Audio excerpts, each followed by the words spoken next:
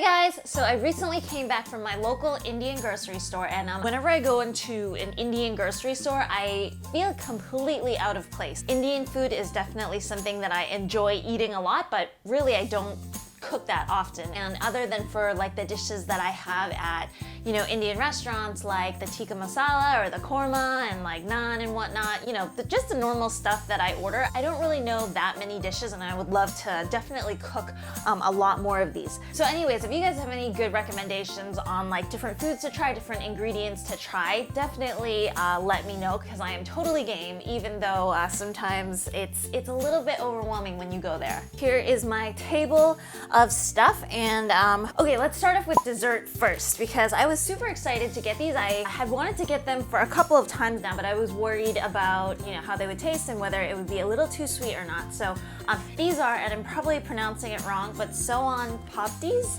and on the box it says that it's ethnic flaky sweet with pistachios and almonds, and when you read kind of the back of this, it also has cardamom in it as well, and I love pistachios and cardamom. And from the box, it actually just looks like really flaky puff pastry, and actually when you finally, you know, kind of dig into the box, it kind of reminds me a lot of, if you guys have ever had the Chinese like dragon candy, where they kind of continually stretch the sugar until it gets like super fine, almost kind of like cotton candy but like in flaky bits.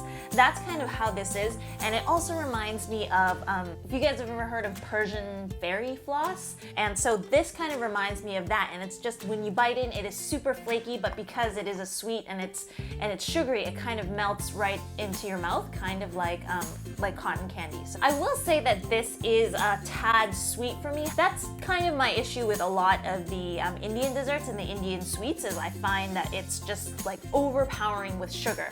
But at the same time, they're also really fragrant and flavorful, so they'll put stuff like rose water and cardamom and, you know, things like pistachio, so it makes it really flavorful.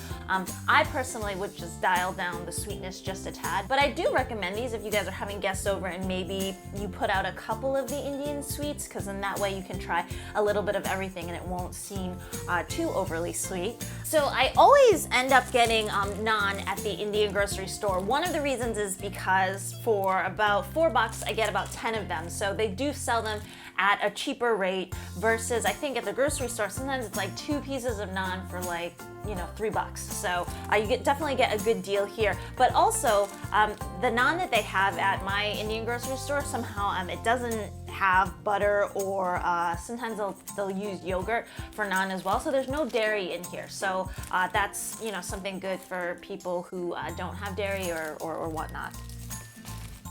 Okay, so let's get to some of like the spices and seeds before we get to some of this fun stuff. Okay, so these are Ajwan seeds, or also known as carom seeds, and they are used to make samosas, and I'm dying to kind of make some, and they kind of taste a little bit like, I would say like thyme or like oregano. It's kind of like a dried, somewhat dried herby taste. The one thing that I would say about tackling the spices section in an Indian grocery store is to know that it usually has multiple names. Somebody told me to go and look for carom seeds, but what the lady at the grocery store ended up asking me was, okay, well, what are you going to be using these for? And when I said that I was going to be making samosas, she's like, I know what they are, because I mean, with India there's going to be so many languages, so I don't necessarily know which ones to refer to them as, but I do know that there's several names to these seeds as well. The next one, I think I had mentioned this in one of the korma recipes, and that is Asafoetida. And usually it comes in kind of like a plastic capsule like this, because it is so super pungent. Like I usually will wrap it around with plastic wrap and then store it in another sealed bag as well. But what it is it's actually a resin from like a rooted plant, and the smell is just so pungent, but it's like the best flavors of like if you roasted onions and garlic and like that perfect roasted flavor, and you just like kind of bagged it up and then turned it into a powder. That would be this guy, and I think maybe people sometimes find it a little bit overwhelming, but it's definitely not. I would say if there's any like spice that you didn't know that you should add to your regimen, it's definitely, you should try Asafoetida, and definitely look it up. Go to the Indian store and try it. I can't stop smelling it. It is so good, and it just peps up any recipe that you put it in. I absolutely love it. And then just black mustard seed. And I would say that in terms of spices, it's a good idea to go to the Indian grocery store to get it, just because this was $1.99, the Asafoetida was $2.49. I think this was $2 as well, so it's definitely, you get a lot of it. But this versus a normal grocery store, I'd say you definitely get a lot more bang for your buck when you go to an Indian grocery store. And of course you end up with this huge collection of spices and seeds and whatnot, but then there's going to be a point later on when you're making an Indian recipe that you don't have to go to the Indian grocery store and buy a spice for it. And that is when you know that you have a very well-stocked shelf. Oh, okay, so for this one, I recently saw like a YouTube video on how to make these, and it's Pani Puri, and could be pronouncing it wrong again, but basically these are like fried snacks. It's made from wheat flour and also a little bit of semolina, and what they do is you'll fry it and then it'll puff up, and after it puffs up, you open it and then you fill it with chutney or like kind of different sauces or whatever you want. And it's interesting. I mean, it seemed easy enough to make. They remind me of, you know, like the Chinese prawn crackers.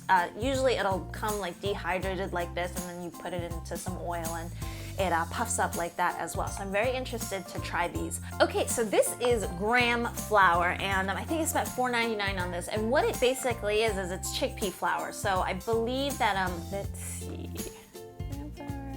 It comes from a chickpea called the Bengal gram, which is why it's graham flour, but it cost me about $4.99 for this 4-pound bag. And if you go to any grocery store and you try to buy chickpea flour, it is not going to be that cheap. And I will use this for like muffins or cookies, anything where I need to replace flour, or any time I need to just replace some chickpea flour. This is definitely a really good buy, and sometimes they'll sell like huge bags. There's just so many different varieties in the store that I always have to take my phone and kind of look up everything before I actually buy it and just see what it's for. Which brings me to my last two. So at the Indian grocery store, there are a lot of like pre-made or frozen foods, but also a lot of like pre-packaged, like almost like boxed cake mixes. And this is one of them, and it's Dokla, and it says it's ready to serve garbanzo and rice lentil cakes, which I've never tried before, and I guess the middle layer has this mint and coriander chutney inside. So it's all inside this box, and basically you just add like water and oil and you end up steaming it. And I actually looked up Dokla, and it's more of it's a fermented cake as well. So you'll mix the rice and the lentils and the garbanzo beans together, and then you let it ferment overnight until it rises. So there's definitely flavor development here, and it's also a steamed type of cake, which I love, because the Chinese do a lot of steamed cakes like that too. So it's a great place, this kind of ready-made like boxed cake mix section, to look at the different recipes that you could look into, or like the different dishes that you can make, because without that I would never know what these guys are for, or even that there were such dishes to like look up to make. And so I think it's kind of amazing going through this ready-made boxed kind of cake aisle section.